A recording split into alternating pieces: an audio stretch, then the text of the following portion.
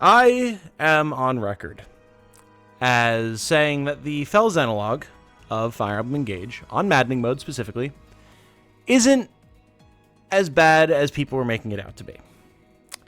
I have said that the first 3 maps are challenging. Some might say unfair, or at least quite brutal, but doable, so long as you can figure out the puzzle of what units to bring, what emblems to put on them, and how to approach things. Each map has a solution. Once you solve that issue, you can make progress. Yesterday, as of the time that you're seeing this video, I tried to do Chapter 5 of Fire Emblem Engage, Xenologue, Maddening. And after 4 hours, and getting to the end of the map, declared that I was never going to play it on Maddening again. Why? RNG. With that little bit of a hefty intro out of the way, let's talk about it. Hello everyone, my name is Tom, otherwise known as Titanium Legman. I'm a small-time creator, making YouTube my full-time career, and if you have gotten extremely frustrated with the Xenologue in the same way that I have, I would appreciate it if you would subscribe and show your solidarity, because hey, I'm trying to reach 15k subs by the end of the year, and the only way that I can do that is with help from people like yourself. So if you would go ahead and do that for me, that'd be great. And hey, if you agree with my opinion as well, leave a like on the video. That'd be cool too. But yeah, so Xenologue Chapter 5. Spoilers. I will have tried to leave things spoiler-free in the background footage as much as I can. If you haven't seen the story elements leading up to this point, you don't want to be spoiled, bail now. We're going to be talking about it just by the necessity of talking about mechanics. So, Chapter 5 sees you in battle against the newly revealed to be the traitor in the midst, Nil, fell sibling of Nell, and who we thought was useless and couldn't stand up better than a wet paper bag in a fight. When in reality, he's actually been the one who's been going around and instigating all of the events that have been happening in the Xenologue. He takes Allier hostage, winds up in a one-on-one duel with Nell, and leaves you with 11 of your finest warriors to fight your way through the map and get to him and defeat him. Now, Chapter 5 looks like it's going to be fairly straightforward from the jump. You spawn in, it's a big map, a lot of enemies, but nothing too untowards in terms of what the enemies are actually doing, what they have going for them, stats-wise, item-wise, ability-wise, all that type of stuff. You know, if you've gotten this far in the Xenologue, you've seen this stuff. They've got high stats, they're scary, but like if you're careful, you can manage them. The only thing that's truly scary is the fact that we have a bunch of wolves on the right-hand side of the map. These are the wolves returning from Chapter 1 that are themselves quite scary, but manageable. And then Nell himself is pretty scary, but again, no worse than any other boss we've really seen. We have 2 other corrupted royal bosses on the map as well, with Veronica and Hector, but we've seen these before. We know how to handle them. It's not that big of a deal. The crux of the issue here is the fact that both Allier and Nell are stuck in inescapable situations where they are under extreme duress. Allier literally cannot move and is being attacked by mage cannoneers. If you're familiar with Fire Emblem 6 in the map where you recruit Lena, this should be familiar too. And Nell is dueling her brother one-on-one and unfortunately does not have the stats to even attempt to win. So you're basically just trying to keep her alive, as well as keeping Allier alive as you move through the map. Nell fortunately comes equipped with a whopping 3 elixirs, so 9 total uses. So she's pretty adept at keeping herself alive so long as you leave her lance equipped. But Allier is completely defenseless, has no healing items, and you also cannot move him at all. But you pack a bunch of healers, bunch of physics staves, 4 to 5 staves, and you've got it, right? That's what I thought. As I moved forward through the map, I was dealing with things without any major issue. My Ike Kagetsu was clearing out berserkers left, right, and center. I had Rosado and Louis and Diamant and a few others clearing out towards the southern side of the map because I didn't know what was going to be spawning down there. Eventually realized the only thing of note down there was some treasure chests with staves I did not need, so we wound up turning around. It was a little bit scary, as Allier was constantly getting bombarded with attacks from mage cannoneers, but they're not the most accurate. He was able to dodge a fair chunk of them, and by the time he had taken a serious amount of damage, I was in range to start using physics staves on him. Not a big deal. Not a big deal. And then something happened. And that something was Nell calling in a corrupted wyvern. These are the same corrupted wyverns that will spawn in a group of, I believe, 4 with Ivy in Chapter 4. And are really, really, really freaking scary. Like, really scary. They have a 3 to 5 range attack. They reduce dodge and avoid, and they put miasma on the ground, which reduces your defenses, and it's a bad time. And it's inaccessible. You literally cannot get to it without, like, I guess, Celica's Warp Ragnarok, which would be a terrible idea in the first place, probably. Or something like Astrastorm. Fortunately, my chat had given me the heads up ahead of time, not what was going to spawn, but that it was very important that I have someone with Lyn to have Astrastorm. I usually bring Lyn anyway, so it wasn't a big deal. And I sniped it down. It had dealt a fair amount of damage to Allier, combined with the Mage Cannoneer, pretty scary, but again, I had plenty of healers on task. We got Allier healed up.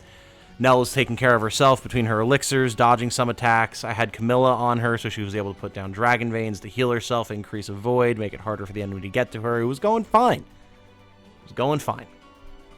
I figured I sniped the wyvern. Done. Turn passed. Making forward progress. Not a huge deal. Second turn. Another wyvern spawns. Should I have been surprised? No, probably not. But I was. And it was a mad scramble then to try and get... Alchrist was my Lyn wielder. Alchrist's engage meter filled back up. So that I could snipe this one. Combination of attacks, getting engage puddles, all that type of stuff. We made it happen. Sniped it down. Turn passed. At this point, approximately, I was fighting in the center of the map with an absolute glut of enemy troops. We're talking reinforcements of mages, like halberdiers, snipers. All of the wolves charged in, and we're just packed into this tiny little corridor. We could not move forward. We were being stalled, and quite effectively. Second turn came around. Another wyvern spawned, and at this point I knew exactly what was happening. You kill one, it gives you 1 turn of peace, and then another one spawns and starts the whole process again. But I figured that was fine. That was fine. Because at this point, we'd pretty much cleared out all the Mage Cannoneers. So while it was a lot of damage, it was just 1 wyvern attacking Allier. Leave a healer or 2 around, heal him up as needed with physics staves. We're good. It's fine. I had a ton of staves. I'd taken all of them off of my other characters, so I didn't bring into the fight. Had them equipped on my healers. Not a big deal. Made more forward progress. Continued to deal with the wolves, who were ridiculously tanky. I'm talking like insanely tanky. They've got 30 speed, 28 defense, absolute nonsense. They can dodge, they can tank. It was slow going, and I really had come to understand what the game was trying to do. It was literally just trying to stall you for as long as it could until some sort of RNG wound up coming around to bite you. But I was prepared.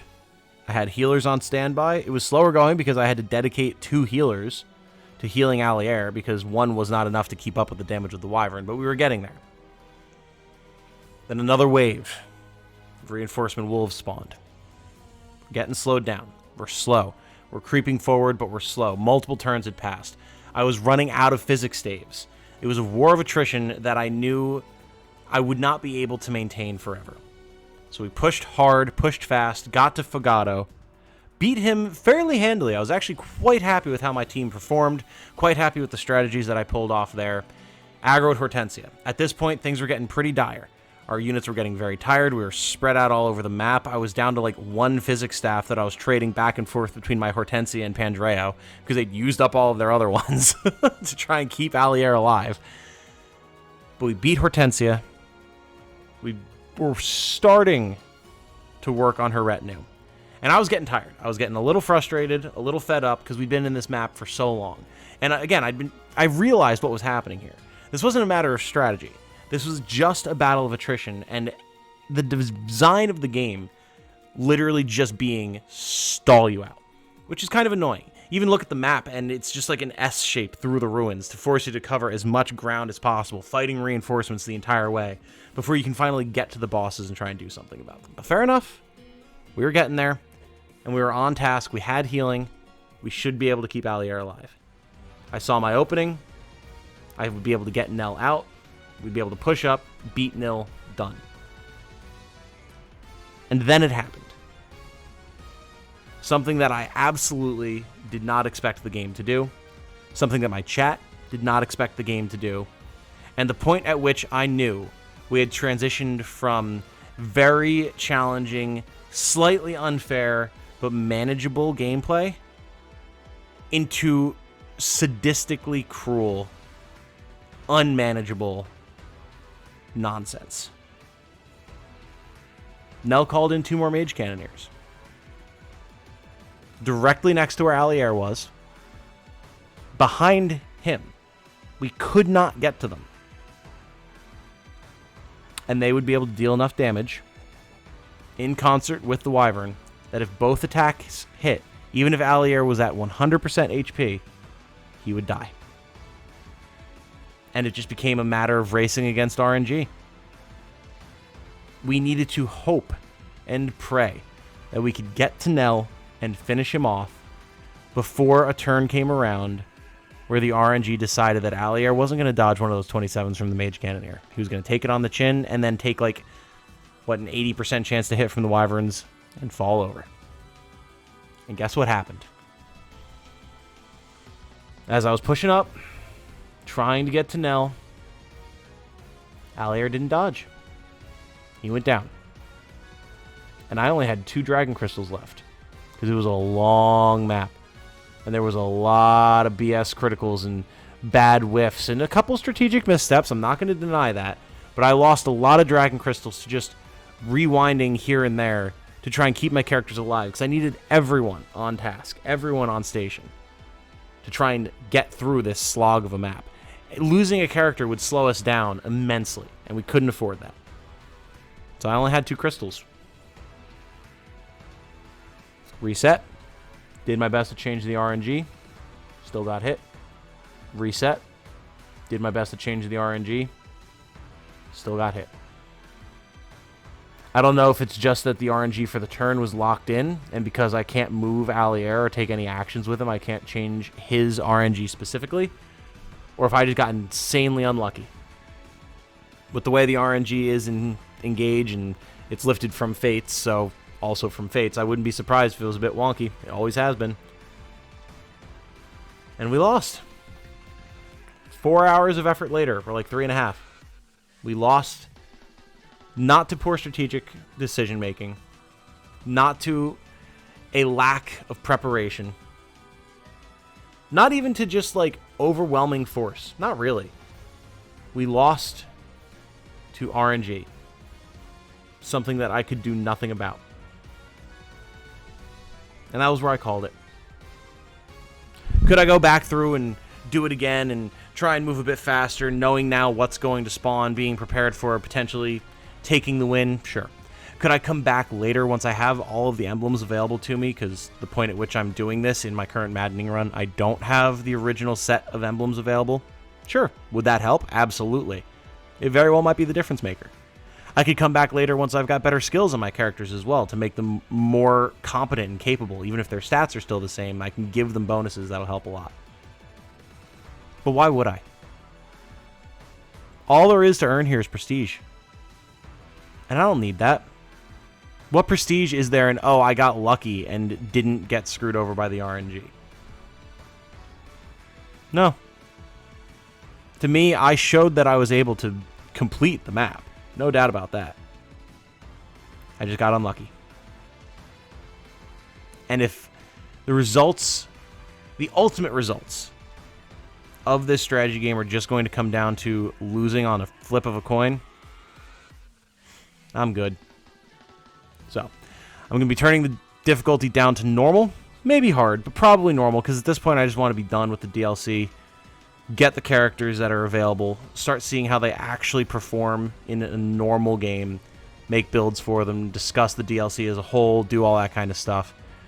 It's just not worth the time. So, we're doing that on Friday, so tomorrow from when you're seeing this video. And we'll be moving on. So, I mean, I'm sure you can tell I'm not happy with this at all. Compared to the first 4 maps, the end of map 4 got pretty ridiculous, but I was able to eke out a win through a little bit of luck and a lot of planning. But I couldn't do that here. And to me, that's the difference maker on what made something ultimately fun annoying, challenging, but fun, and BS. So, I've reached my breaking point. I know a lot of people reached it earlier in the Xenologue, and I'm sure, I know there's people who've beaten it, and hats off to you. Absolutely. Absolutely. I'm glad that you had either better prep, better resources, or better luck, but we're moving on. So, I just wanted to talk about it, get it off my chest, because it was very frustrating. If you're curious to see how things went down and what we tried to make things work when we realized that we were in dire straits, the VOD is up on the channel. It's the last probably 30 minutes or so of just thinking and muddling and trying to figure it out. Yeah, I'm going to wrap this one up here, I think. So let me know what your experience was with Fel Xenologue Chapter 5 or the Xenologue as a whole. And I hope some of you all come and hang out on Friday, noon. We'll be doing the last 2 chapters, and we're probably going to get through them real fast since we're going to be playing on normal. So we'll be able to see how things shake out, start playing around with the characters then. But until then, thank you all so much for watching. My name has been Tom, otherwise known as Titanium Legman. Hope you all have a good night. Stay safe and healthy out there. And remember, be good to each other. Bye now.